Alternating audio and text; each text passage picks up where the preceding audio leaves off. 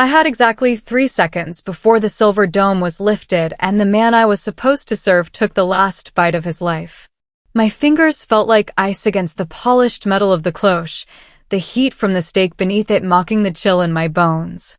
Around me, the private club hummed with the suffocating frequency of old money, the rhythmic clink of crystal against porcelain, and the hushed, predatory whispers of the elite. Outside, the Chicago wind battered the floor-to-ceiling glass, a chaotic contrast to the sterile, monochromatic luxury of Table 1. Ryu Tae-sung sat there like a god carved from obsidian and ink, his sharp jawline steady as a single tattoo crept up his neck, disappearing beneath the collar of an impeccable dark suit. Beside him, his mother, Madam Ryu Eun-hwa, was a vision of iron and silver. Her piercing, disapproving gaze radiated a level of control that made the air in the room feel thin, almost unbreathable. She looked like a woman presiding over a kingdom. In reality, she was presiding over a funeral. 10 minutes ago, in the shadowed corner of the prep kitchen, I had smelled it. Not the rich, savory aroma of the wagyu, but the faint, cloying scent of aconite, a bitter, floral note that smelled like a fresh grave. I'd watched through the cracked door as the madam's hand moved with surgical precision, lacing the reduction. Now, as I approached, the scent hit me again, stronger this time, rising from Tae-sung's plate like a silent scream. I felt Madam Ryu's eyes track my every movement, a hawk watching a mouse. My hand shook just enough to rattle the silver, but my resolve didn't waver. I was a waitress, invisible to people like them, a girl working off a brother's life sentence of debt. But in this moment, I held the ledger. With a movement born of sheer desperation and the particular kind of courage Tae-sung would later claim to hate, I pivoted. In one fluid, practiced motion, I swapped the plates between mother and son just as my hands reached the table. The cloche in my right hand hovered for a heartbeat before I set it down in front of Tae-sung, not with the poisoned steak, but with his mother's clean, untainted meal. The metal hit the table with a soft, final thud. I lifted the cover, my heart hammering against my ribs so hard I thought it might crack bone. Tae-sung's dark eyes snapped to mine, visibly startled as the unexpected scent of rosemary and garlic reached him instead of the bitter herbs his mother had intended. Beside him, Madam Ryu's expression fractured, her mask of elegance slipping to reveal a flash of cold, murderous fury. The game had changed, and as I stood there with the tray pressed to my chest like a shield, I knew I had just walked toward my own execution. The silence that followed the lifting of the cloche was heavier than the silver itself. Ryu Tae-sung looked down at the plate I had placed before him, his nostrils flaring as he took in the scent of simple garlic and butter, a stark departure from the bitter, floral death scent currently rising from the plate I had just slid in front of his mother. I could feel the heat of his gaze shifting from the steak to me, his dark eyes narrowed, calculating and dangerously sharp. He knew. Even without a word spoken, the shift in the air was absolute. Madam Ryu did not move. Her hands remained poised, her manicured fingers resting lightly on the edge of the table, but the disapproval on her face had sharpened into something jagged and lethal. She didn't look at the meat, she looked at me, her eyes pinning me to the spot with the weight of a 1,000-year-old curse. The predatory rhythm of the room had stuttered, replaced by a tension so thick it felt like it could be carved with the very steak knife Tae-sung now gripped. "This isn't what I ordered," Tae-sung said, his voice a low, smooth drawl that carried the vibration of a growl. He didn't look at his mother. He kept his obsidian eyes fixed on mine, searching for the crack in my calm but tense facade. "Is there a problem in the kitchen, Sade?" "The kitchen followed the madam's specific instructions, sir," I replied, my voice holding steady despite the terror screaming in my blood. I forced myself to meet his gaze, offering a quiet urgency that I hoped he could read. "I simply thought this dish suited your palate better tonight." Madam Ryu's chair scraped against the marble floor as she stood, the sound like a gunshot in the hushed club. "The girl is incompetent, Tae-sung," she said, her voice like cracking ice. She has insulted our family and violated the sanctity of this meal. She should be removed. Permanently. Tae-sung didn't blink. He slowly turned his head to look at his mother, a ghost of a smile touching his lips, a razor-thin edge that held no warmth. Incompetent?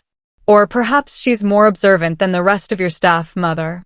He reached out, his hand moving with the fluid grace of a hunter, and swapped the plates back. He pushed the poisoned reduction toward her.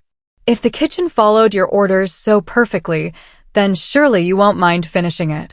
The air in the room dropped 10 degrees. Madam Ryu's face went chalk white, the elegant mask finally shattering. For a heartbeat, the only sound was the howling winter wind against the glass and the frantic thudding of my heart. She looked at the steak, the funeral arrangement she had prepared for her own son, and then back at Tae-sung. "I am your mother," she hissed, her authority radiating like a physical blow. "You would dare." "I would dare anything to survive you," Tae-sung interrupted, his voice dropping to a whisper that was more terrifying than a shout. The standoff broke in a flash of movement. Madam Ryu reached into her silk clutch, but Tae-sung was faster. He surged to his feet, the heavy mahogany table groaning as he shoved it forward, pinning her against her chair.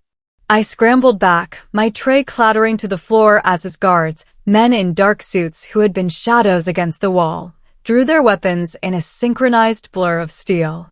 "Sade," Tae-sung barked, not looking back as he leaned over the table, his face inches from the woman who had tried to kill him. "Don't run. If you move toward that door, they will fire. You saved my life, which means you've just inherited my enemies." I stood frozen among the shattered crystal and spilled wine, the violation of every rule I had committed now cementing my fate. The dinner had ended, but the war had just begun. As Tae-sung gripped his mother's wrist, forcing her to look at the tainted meal, I realized I was no longer a waitress. I was a variable in a deadly equation, and the only person keeping me alive was the monster who now held my life in his ink-stained hands. The transition from the velvet-lined private club to the back of Ryu Tae-sung's SUV was a blur of cold air and the sharp scent of ozone. I sat huddled in the corner of the leather seat, the tray I'd held all night replaced by the crushing weight of silence. Tae-sung sat beside me, his profile a silhouette of jagged edges against the passing streetlights. He didn't speak, he simply watched the city of Chicago move past the bulletproof glass, his fingers drumming a slow, predatory rhythm against his knee. We didn't head south toward the neighborhood where my brother was likely waiting for his dinner.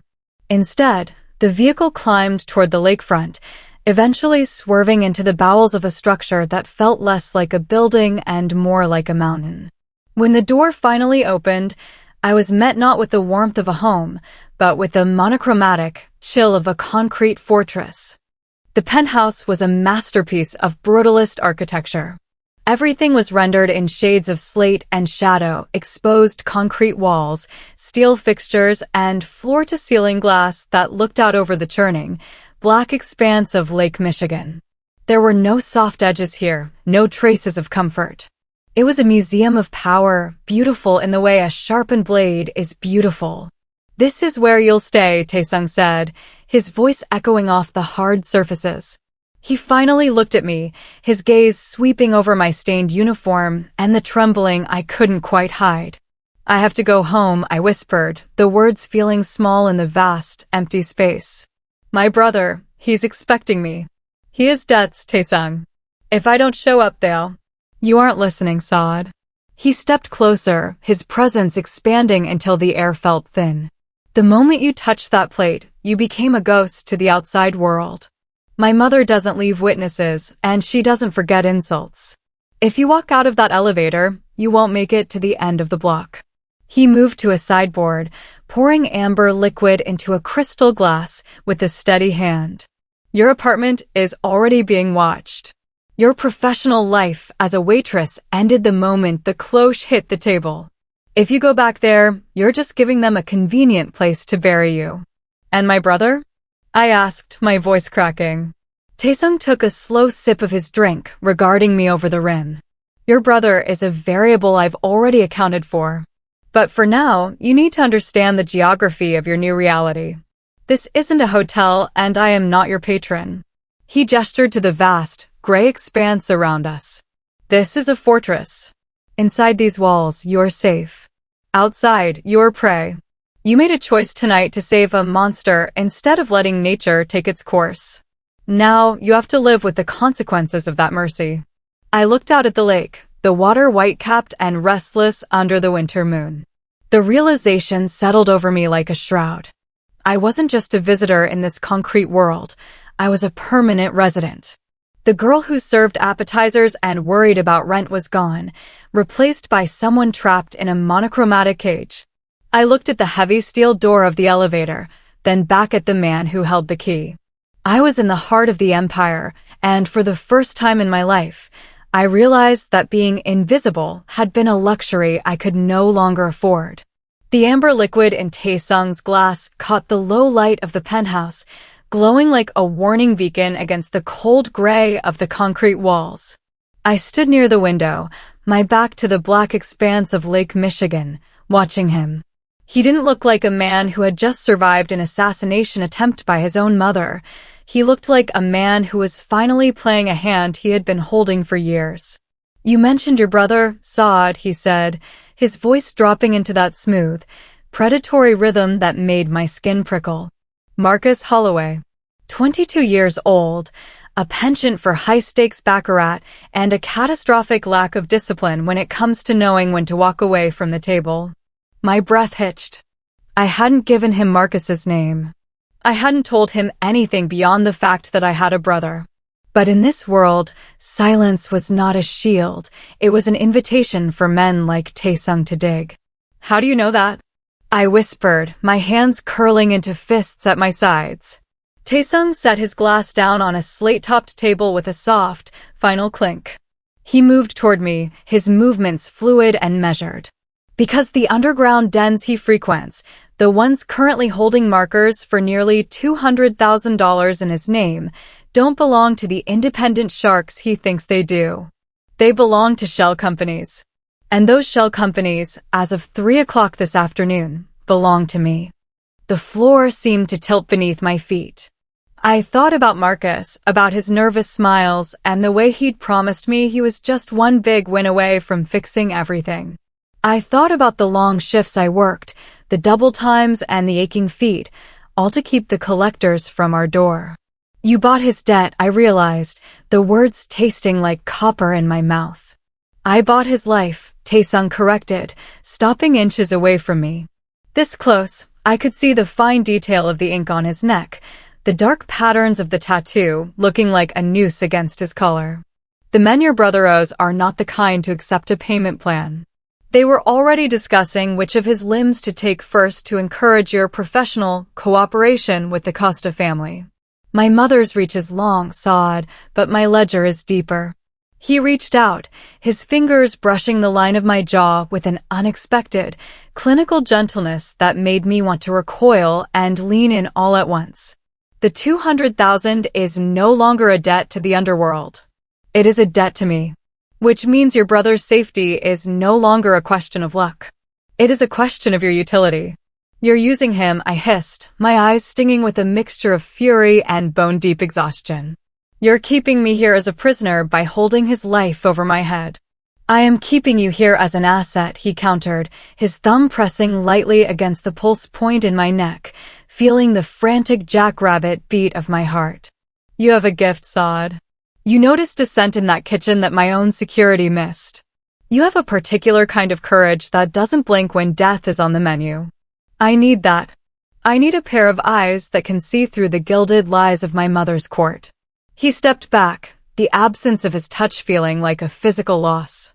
"Your brother is currently being moved to a secure location, a private clinic where he can dry out and rethink his life choices under the watchful eyes of my men. He will be fed, he will be safe, and he will be used as the absolute guarantee of your loyalty." I looked around the brutalist expanse of the penthouse, at the monochromatic luxury that was now my cage. I had spent my whole life trying to be invisible, trying to serve the world and get nothing in return just to keep my head above water. Now, I was finally visible, but the price was a debt I could never repay. "What do you want me to do?" I asked, my voice sounding hollow even to my own ears. Tae-sung's smile was a razor, sharp and cold. "Tomorrow, you begin your training. You will learn to taste more than just poison. You will learn to recognize betrayal before it even enters the room. You saved a monster tonight, Sade Amaris Holloway. Now, you're going to help me burn down the woman who created me." The training did not take place in a kitchen, as I had expected, but in the bowels of the concrete fortress, where the air smelled of gun oil and cold stone. Ryu Tae-sung was waiting for me at dawn, his sleeves rolled up to reveal the ink that swirled like smoke down his forearms. He didn't offer a morning greeting, he offered a challenge. On the table between us sat a row of crystal vials and a disassembled Glock. "A taster is more than a victim who dies in my place, Sade," he said, his voice dropping into that smooth, predatory rhythm. "A taster is the last line of defense. You recognized aconite by scent. Now you will learn the taste of bitter almonds, the metallic tang of arsenic, and the numbing tingle of belladonna." For hours, he forced me to drop minute, non-lethal doses onto my tongue. He watched me with obsidian eyes, his thumb occasionally brushing my lips to check for the involuntary tremors of a reacting nervous system. The intimacy was clinical, yet it felt like a violation of every boundary I had left. Each time my body recoiled from the toxins, his hand was there, steadying me, his touch a strange mixture of iron and silk. When my tongue was numb and my head throbbed, he pushed the vials aside and gestured toward the metal components of the handgun.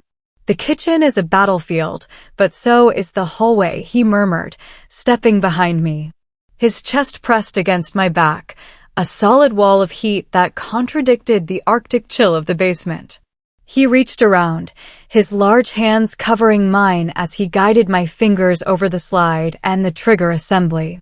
"Your stance is too rigid," he whispered against my ear, his breath hitching just enough to tell me he wasn't as unaffected as he looked. "Bend your knees. Don't fight the recoil, embrace it." The tension between us grew, thick and electric, far more dangerous than the chemicals on the table. Every point of contact, his chest against my shoulder blades, his fingers lacing through mine, was a reminder that I was no longer an invisible waitress. I was being molded into a weapon by the very man who held my brother's life in his hands. "Why are you doing this?" I asked, my voice barely a thread as I felt the weight of the assembled weapon in my palm. "You have an army of guards. Why me?" Tae-sung tightened his grip on my hands, his jaw brushing my temple. "Because my army is loyal to the Ryu name. But you? You're loyal to a debt. And in my world, desperation is more reliable than blood." He stepped back, the sudden absence of his warmth feeling like a physical blow. "Again. Strip the slide. Check the chamber. If you aren't faster than the shadows my mother sends, you're useless to me." I looked at the weapon, then at the man who was both my captor and my only chance at survival. My hands trembled as I worked the cold steel, the taste of bitter almonds still lingering on my tongue, a reminder that in this concrete world, every meal and every touch came with a price. The silence of the concrete fortress was never absolute.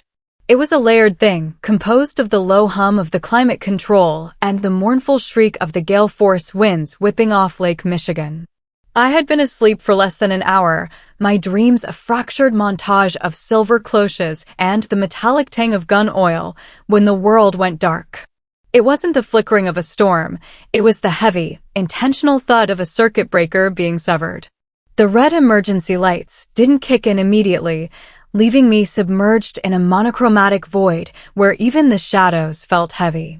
I didn't have to wait for the alarm to know that Madam Ryu's reach had finally closed around the penthouse.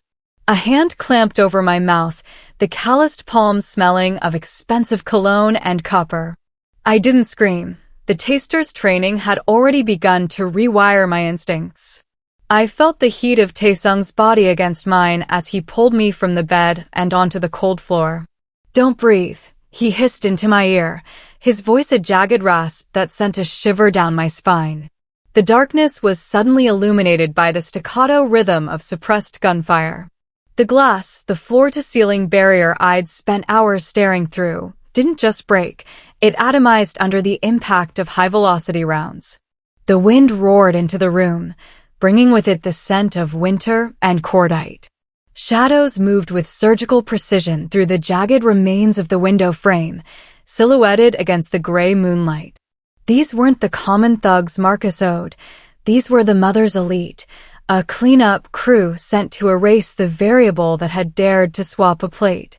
Tae-sung moved like violence was a language he'd spoken since birth. He shoved the Glock into my hand, his fingers lacing through mine for a fraction of a second, a reminder of the grip he'd used in the basement. Left corridor. The panic room. Go. I'm not leaving you, I whispered, the words tasting like the bitter almonds he'd dropped on my tongue earlier. He didn't argue. He spun me toward the hallway just as a grenade hissed across the concrete floor. The explosion was a wall of heat and sound that threw us both forward. My ears rang with a high-pitched whine, but the adrenaline acted like a sedative, sharpening my vision until everything moved in slow motion. I saw the nearest assassin raise a weapon, his face obscured by a tactical mask. Without thinking, I raised the Glock. I didn't fight the recoil, I embraced it, just as Tae-sung had taught me. The report was deafening in the enclosed space, and the man went down in a heap of dark fabric. I felt a sickening lurch in my stomach, the realization that I had just crossed a line I could never uncross, but Tae-sung was already dragging me to my feet. Focus, Sade, he growled, his arm wrapping around my waist to propel me through the smoke. We were a storm of movement in a world of gray and red.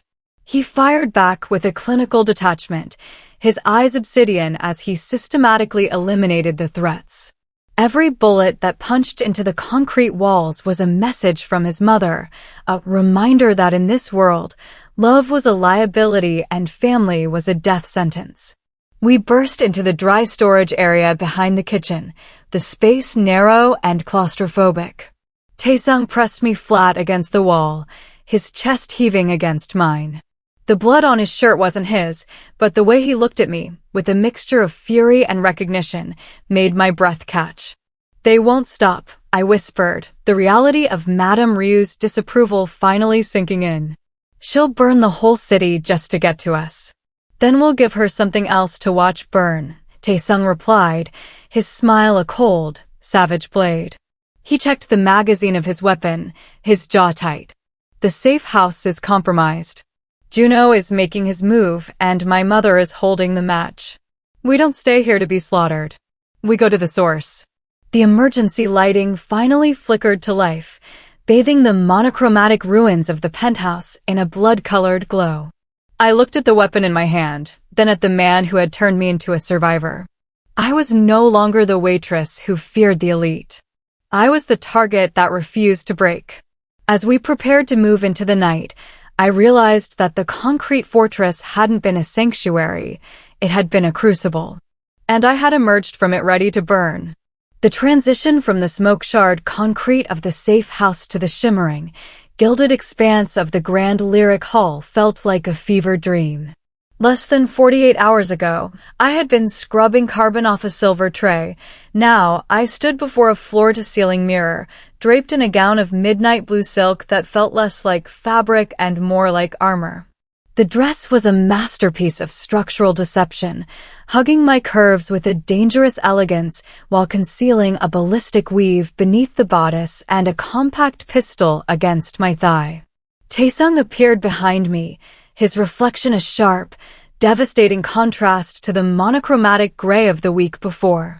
He had traded his usual dark suit for a tailored charcoal tuxedo, his hair styled away from his forehead to soften his predatory silhouette. Colored contacts turned his obsidian eyes a piercing hazel, and a prosthetic scar traced the line of his jaw, effectively masking the man the Ryu Syndicate expected to find. "You look like a queen," he murmured, his voice a low vibration that seemed to hum against my skin. He reached out, his fingers still smelling faintly of the gun oil from our training, adjusting the diamond necklace at my throat. The stones weren't just jewelry. They contained the microtransmitters that would allow his few remaining loyalists to track our movements within the lion's den. I feel like a target, I replied, my voice holding that quiet, urgent resolve I had found in the kitchen.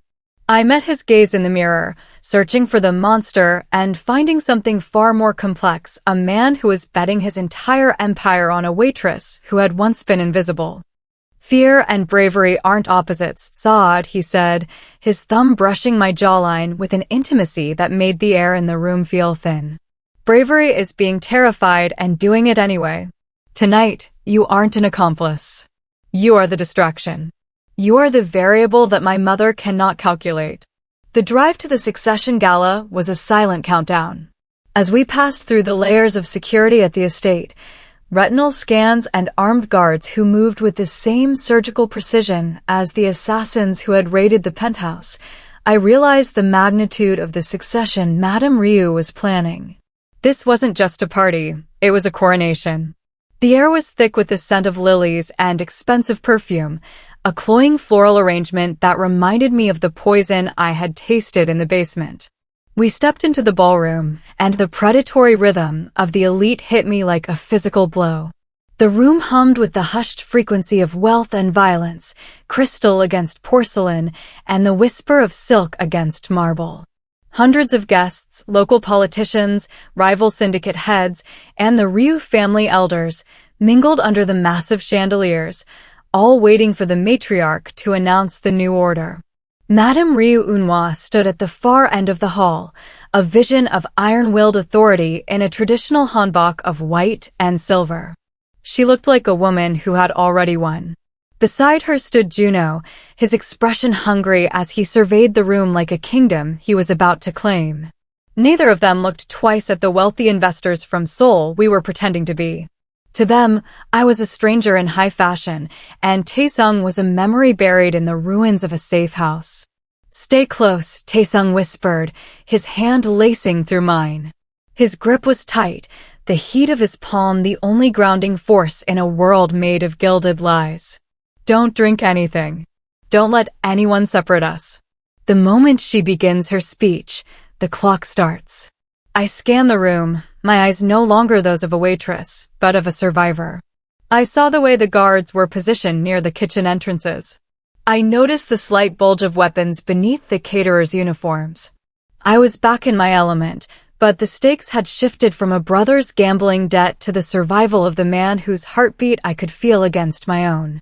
As we moved through the crowd, nodding to people who would have stepped over my body in an alleyway, I felt the electric tension between us grow. We were walking into a trap of our own making, armed with a prayer and a hidden recording that could bring the whole brutal empire down.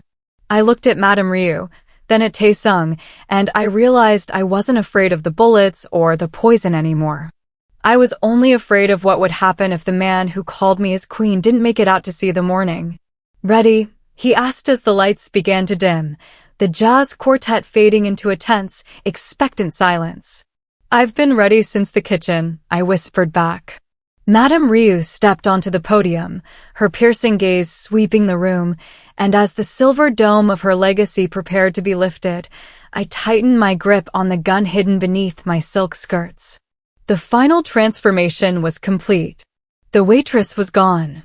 The war had arrived. The music in the grand lyric hall shifted to a haunting, orchestral swell, masking the rhythmic click of my heels as I slipped away from the warmth of Tae-sung's side. The ballroom was a sea of shimmering deception, but the real truth lay behind the swinging double doors at the far end of the gallery. I moved through the crowd with the practiced fluidity of a woman who had spent years becoming part of the furniture, my midnight blue silk gown whispering against the marble. To the elite, I was a wealthy investor's companion. To the security guards, I was a ghost they had been trained to overlook. I reached the service corridor, the air instantly changing from the cloying scent of lilies to the familiar, sharp tang of industrial degreaser and searing heat. My heart hammered a frantic rhythm against my ribs, but my hands remained steady. I wasn't just Sade the survivor anymore, I was Sade the waitress, and I knew exactly how a kitchen breathed. The service hallway was a monochromatic blur of stainless steel and frantic energy. I bypassed the main prep line, moving toward the executive pantry where the special orders were finalized. I could hear the muffled chaos of the gala through the walls, but in here, the silence was surgical. I pressed myself into the shadows near the walk-in cooler, the cold air biting at my bare shoulders as I activated the microtransmitter hidden in my diamond earring. Table 1 is a bomb, a voice rasped from the other side of the prep table. It was the head chef, his voice tight with a fear that no amount of money could soothe. If we do this, there is no turning back. The elders are all seated. If the reduction is served, the lineage ends tonight. The lineage doesn't end, a cold, familiar voice replied. It was Madam Ryu's personal attendant, her tone as sharp as a paring knife. It simply transitions. Madam Ryu has already secured the elders' silence. Your job is to ensure the plates are marked. The son receives the bitter almonds, the mother receives the rosewater. Do not fail her again, or you'll be tasting the garbage in the alley by dawn. I held my breath, the recording device humming with the weight of their confession. This was the kitchen's confession, the final proof that the succession gala was nothing more than a mass execution, disguised as a celebration. The chef's hands trembled as he reached for a small, unlabeled vial, the same kind Tae-sung had forced me to taste in the bowels of the fortress. 45 seconds after the toast, the attendant continued, her heels clicking toward the door. Make sure the waitstaff is cycled out. We want no witnesses who can speak a different story. As the attendant walked past my hiding spot, her silk skirt lashing the air inches from my face, I felt the particular kind of courage Tae-sung had spoken of flare in my chest. I wasn't just recording a crime, I was reclaiming my history. I waited until the heavy thud of the service door signaled her departure before slipping back into the hallway. I moved through the chaos of the kitchen one last time, my eyes catching the gaze of a young server, a girl with wide, terrified eyes who looked exactly like the woman I had been a week ago. I gave her a nearly imperceptible nod, a silent message of recognition, before pushing back through the doors into the golden light of the gala. The ballroom felt even more suffocating than before, the predatory rhythm of the guests reaching a fever pitch. I found Tae-sung near a marble column, his hazel eyes scanning the room with a lethal focus. When our gazes met, I felt an electric jolt of triumph. I tapped my earring twice, the signal that the bomb had been defused and the fuse had been moved. I have it, I whispered as I reached his side, my hand lacing through his. His grip was iron, his thumb brushing my knuckles in a gesture that felt like a vow. Then the transition begins, Tae-sung murmured, his voice a low, savage promise. Madam Ryu was stepping back onto the podium, the silver cloches of the final course being wheeled into the room by a line of mechanical, white-gloved servers. The 3-second cloche was about to be lifted once more, but this time, the world would finally see the monster behind the mask. As the lights dimmed for the final toast, I leaned into Tae-sung, the weight of the gun against my thigh and the recording in my ear the only truths left in a world made of gilded lies. The waitress had finished her shift. The queen was ready to rule. The final course arrived with a clinical, synchronized precision that felt like the sharpening of a blade. A line of servers in white gloves marched into the grand lyric hall, each carrying a silver-domed plate. At the head of the room, Madam Ryu Eun-hwa stood behind the podium, her hanbok shimmering like moonlight on ice. She raised a crystal flute, her piercing gaze sweeping over the sea of elders and rival heads as if she were already standing on their necks. To the future of the Ryu Syndicate, she announced, her voice a cold, regal chime. And to the legacy that survives us all. Beside me, Tae-sung's hand was a steady, grounding heat against mine. He didn't raise his glass. Instead, he tapped his phone twice. In an instant, the orchestral music died, replaced by a jarring, low-frequency hum that vibrated through the marble floor. The giant screens flanking the podium, meant to show the crest of the Ryu family, suddenly flickered and bled into a grainy, low-light image of the executive pantry. The ballroom fell into a suffocating silence. Then, the audio tore through the hall, the head chef's terrified rasp, and the chillingly familiar voice of the mother's personal attendant. The son receives the bitter almonds, the mother receives the rosewater. Do not fail her again. The recording looped, the words bitter almonds echoing off the vaulted ceilings like a death knell. The elders at the front tables surged to their feet, their faces contorting from confusion to a murderous fury. Betrayal of a son was one thing, but a poisoned meal in a house of honor was a violation of the family codes that even the most corrupt could not ignore. Madam Ryu didn't flinch. Her expression didn't even crack, it simply hardened into a mask of pure, unadulterated malice. She looked directly at Tae-sung, then her gaze shifted to me, the invisible girl in the midnight blue silk who had dared to taste her secrets.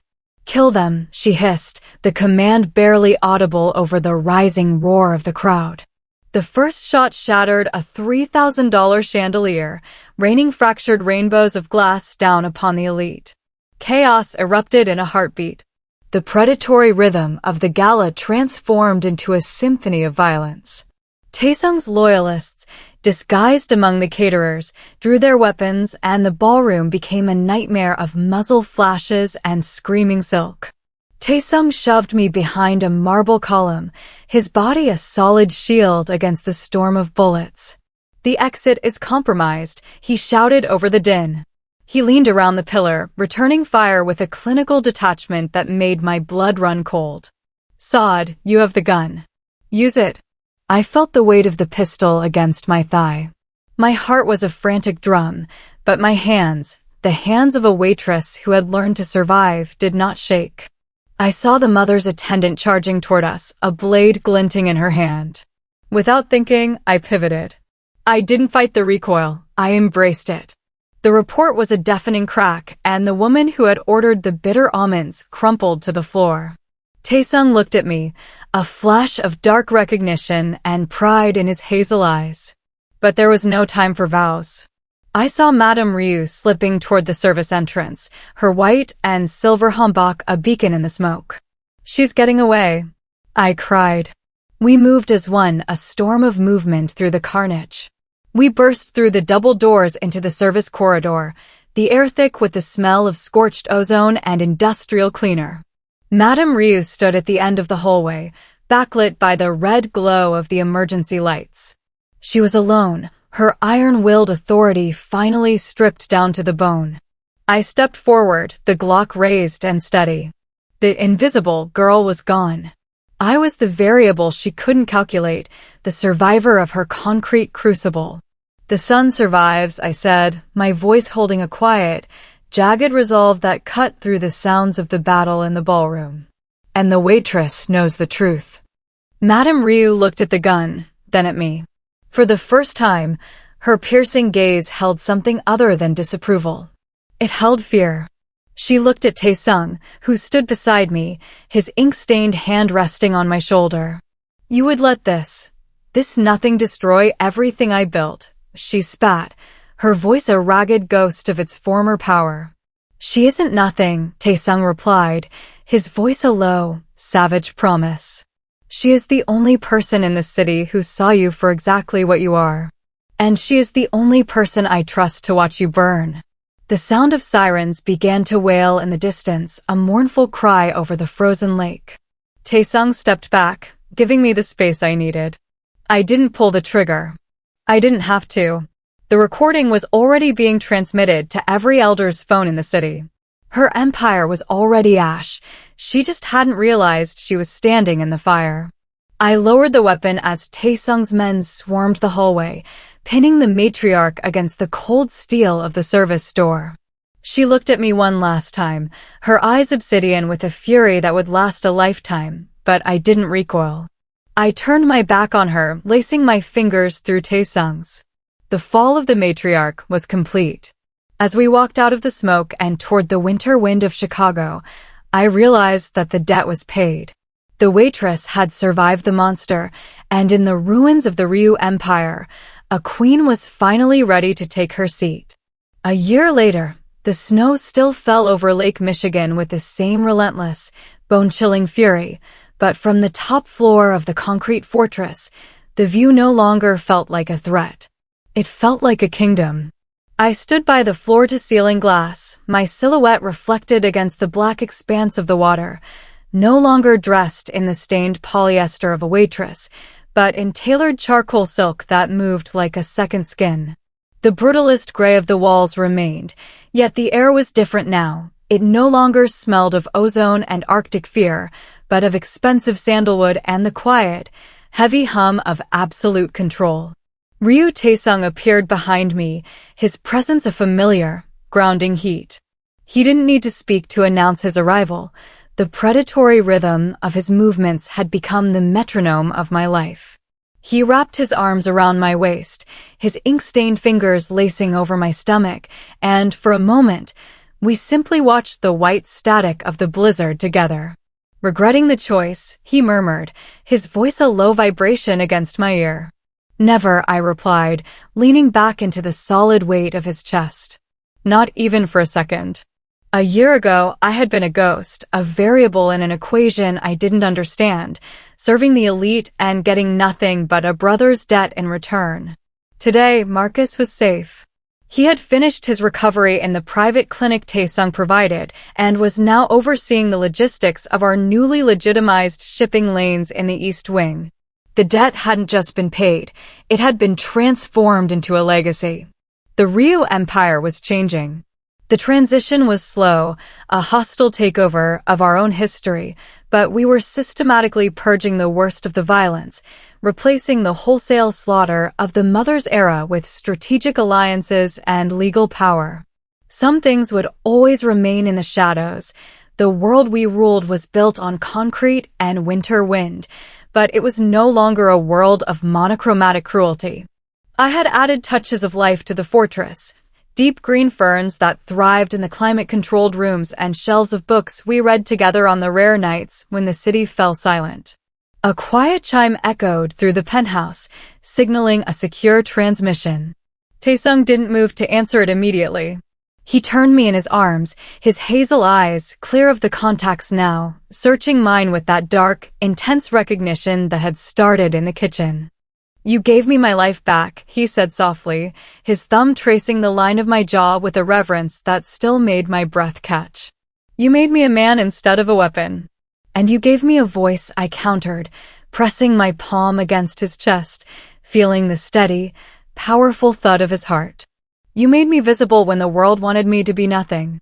"You were never nothing, Sade Amaris Holloway," he promised, leaning down to capture my lips in a kiss that tasted of victory and a particular kind of courage that had stood the test of a war. The transmission chime sounded again, more urgent this time.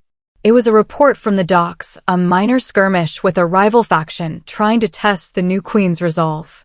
I stepped back, my eyes sharpening with the focus Tae-sung had drilled into me during those long hours in the basement. I wasn't the girl who had swapped the plate out of sheer desperation anymore. I was the woman who would do whatever it took to protect the monster I had saved. "Ready?" he asked, his smile a cold, savage blade of pride. "I've been ready since table 1," I whispered. As we walked together toward the monitors, the invisible waitress and the monster who had claimed her, I realized that the legacy we were building wasn't just about power or territory. It was about the fact that we had survived. We were the king and queen of a brutal empire, forged in the fires of familial betrayal, and a single note slipped across a marble table. Outside, the Chicago winter continued to howl, but inside, we ruled.